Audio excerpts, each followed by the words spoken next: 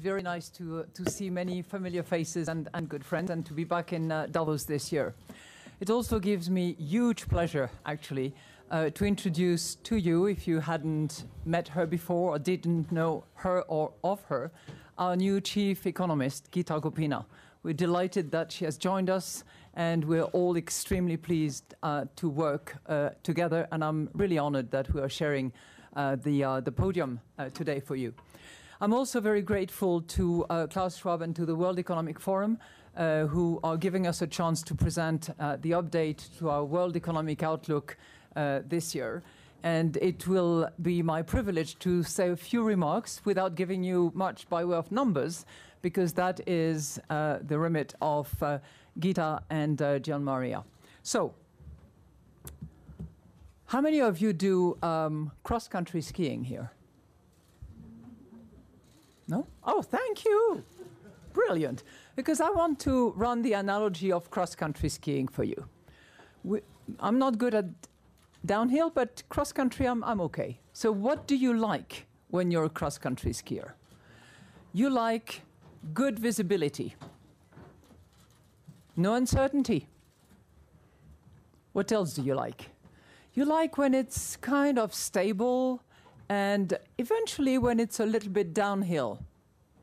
You know, risks down, no hazards along the way. Yeah. Third thing you really like as well when you're a cross-country skier is everybody skiing in the tracks. Okay? Now move that to the global economy for a second.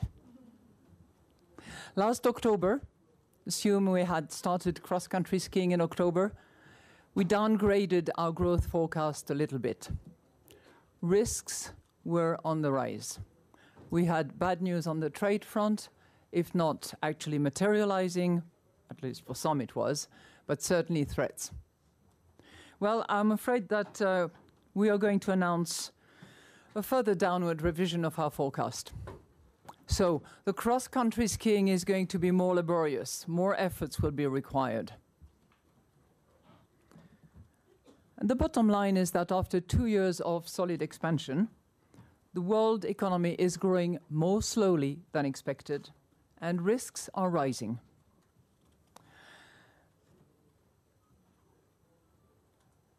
But even as the economy continues to move ahead, as I said, it is facing significantly higher risks, some of them actually related to policy.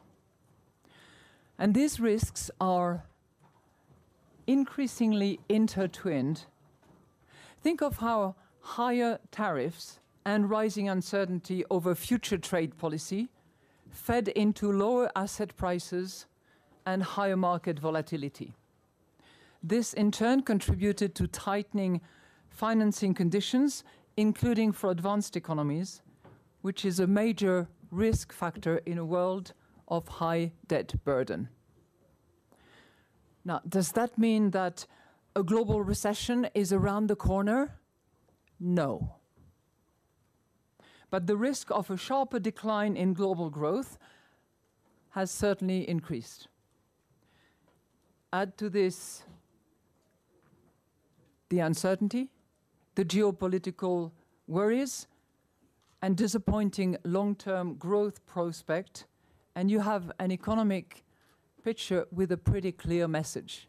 And the message is the following for policymakers: address remaining vulnerabilities and be ready if a serious slowdown were to materialize. Now, what does that mean? For most countries, it means harnessing the existing growth momentum, because yes, there is growth, in order to create more policy room to act. And the goal is to make sure that economies are more resilient, they are more inclusive, and they move towards more collaboration. So let me distinguish each of these three. More resilient. In terms of policies, it means reducing high government debt, because that would open space that is needed to fight future downward. But this must be done in a fair and growth-friendly fashion.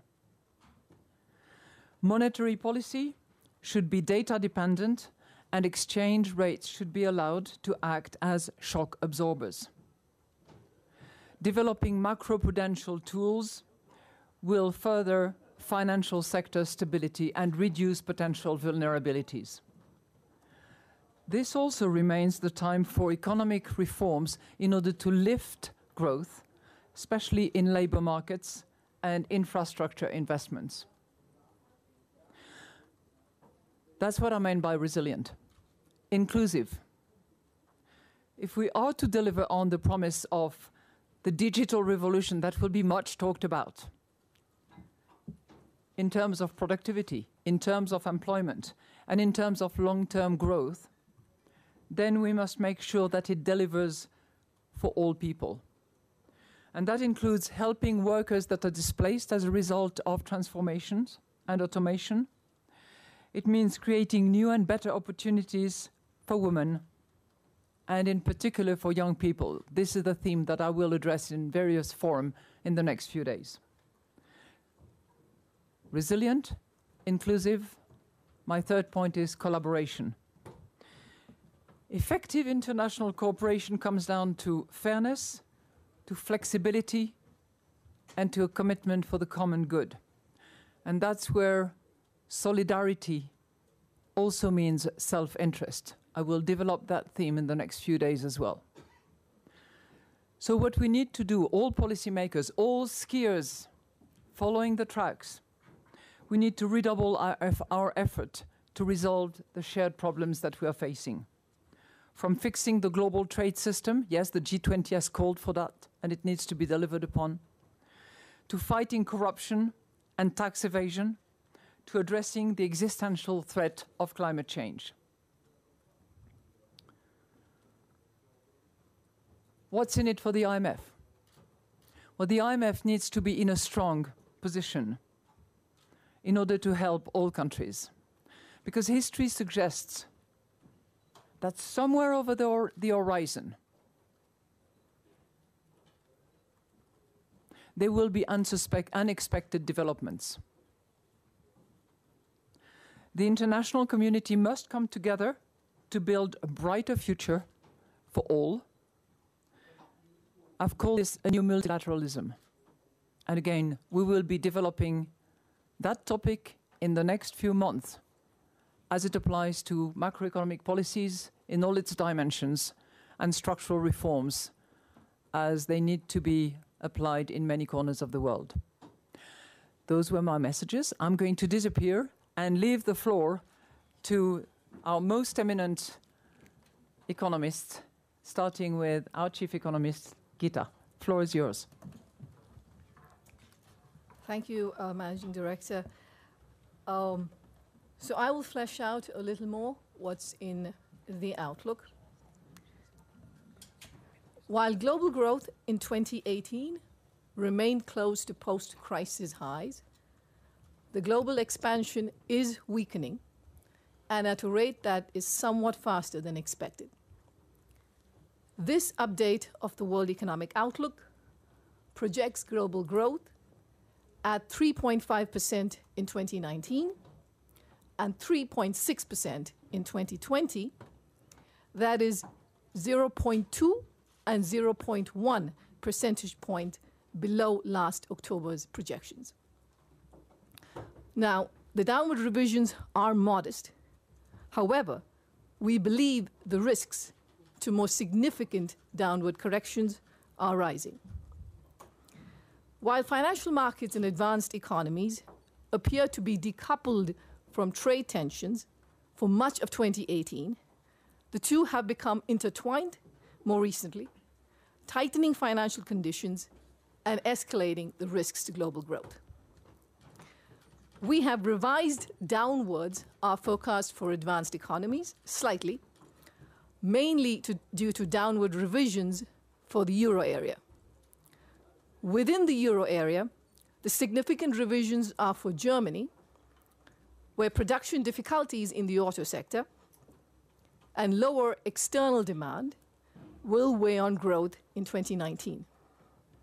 and for Italy, where sovereign and financial risks and the interconnections between the two are adding to headwinds to growth. The US expansion continues, but the forecast remains for a deceleration with the unwinding of the fiscal stimulus. Across advanced economies, we foresee growth to slow from 2.3% in 2018 to 2% in 2019 and 1.7% in 2020.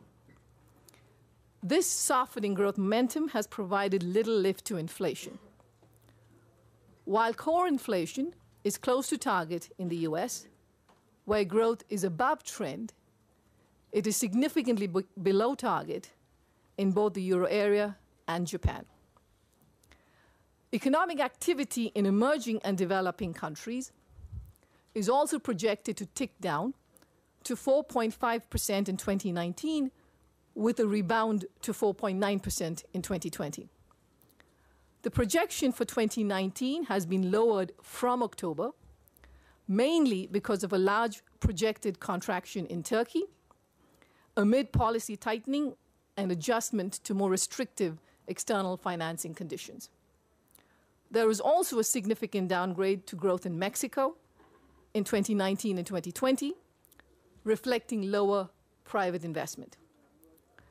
The projected rebound in 2020 is due to an expected recovery in Argentina and Turkey. The outlook for emerging markets and developing economies reflects the continued headwinds from weaker capital flows following the higher US policy rates and exchange rate depreciations, even though they have become less extreme. Across emerging economies, some of the pickup in inflation reversed towards the end of 2018. Overall, the cyclical forces that propelled broad-based growth since the second half of 2017 may be weakening somewhat faster than we expected in October. Trade and investment have slowed. Industrial production outside the US has decelerated, and purchasing managers' indices have weakened, flagging softening momentum. While this does not mean we are staring at an imminent major downturn, it is important to take stock of the many rising risks. An escalation of trade tensions and a worsening of financial conditions are two key sources of risk to the outlook. Higher trade uncertainty will further dampen investment and disrupt global supply chains. A more serious tightening of financial conditions is particularly costly given the high levels of public and private sector debt in countries.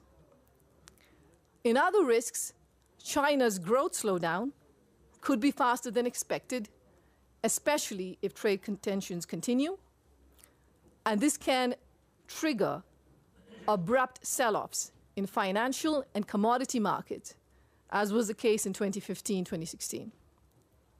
In Europe, the Brexit cliffhanger continues, and the costly spillover between sovereign and financial risks in Italy remain a threat.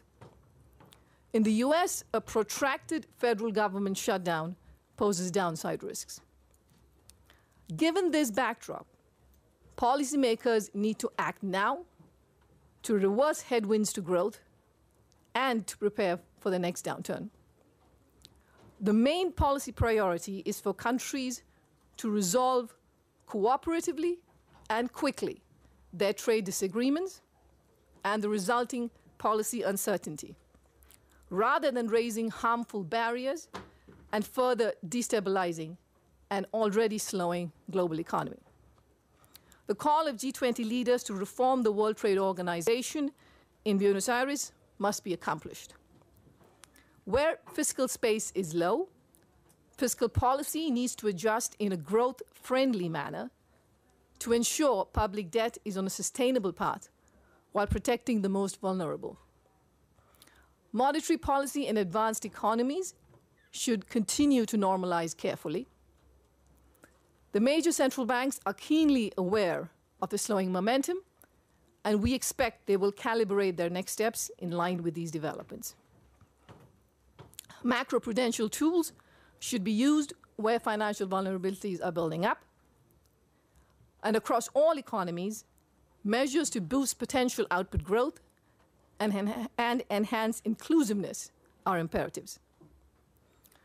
Lastly, given that policy space for countries is more limited than in 2008, multilateral cooperation will be even more important in the event of a sharper decline in global growth. And it is essential that multilateral institutions like the International Monetary Fund have adequate resources to deal with the rising risks. Thank you. Thank you very much, Geeta. Let me turn to some questions in the room. If you could please identify yourself by name and affiliation, then we will try and take as many questions as we can. Let me begin with lady down front. Can you hold on for the microphone? Thank you very much. I'm Julie from iPhone.com of China. My question to Geeta. What's your expectation on Brexit deal and its impact on the global economy? And what's your suggestion to the leaders of EU and Britain how to break the deadlock of Brexit deal if the second voting is failed? Thank you very much. A no-deal Brexit is one of the major risks to our forecast.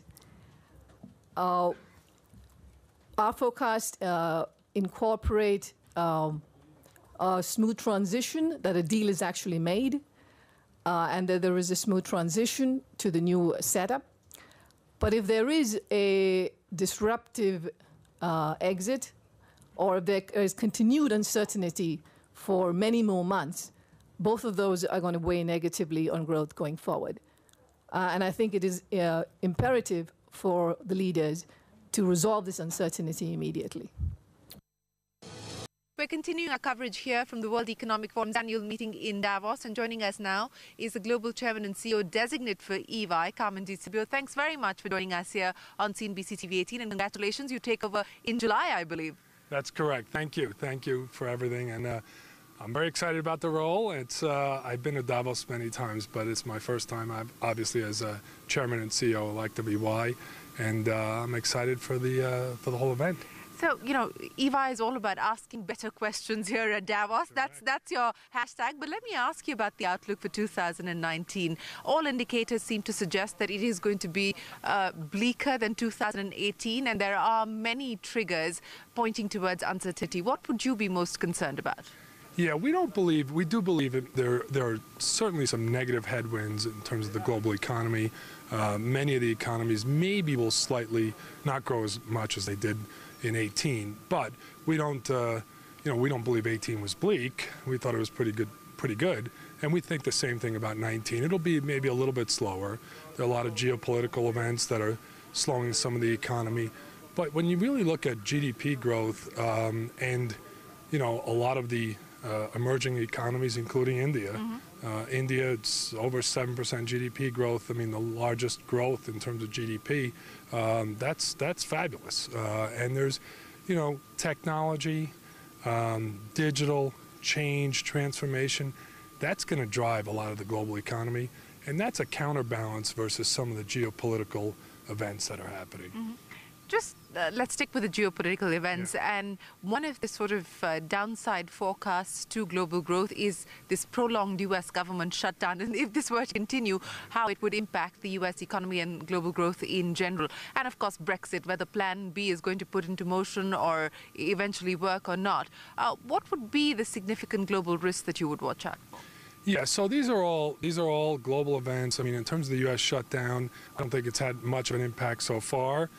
Surely, if it lasts for 6 months, a year, it will have some impact, but not great. The U.S. economy is still doing very well. U.S. corporates are doing very well.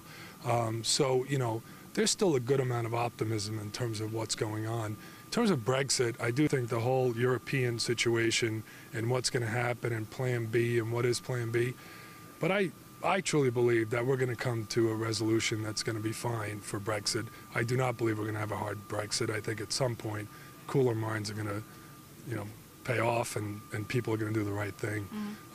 You know, the European economies are doing okay. They're doing fine. You know, we're very bullish on the Indian economy. We're bullish on the U.S. economy. We do think China and the trade war with China and in the U.S., that is a factor, but there is progress being made there.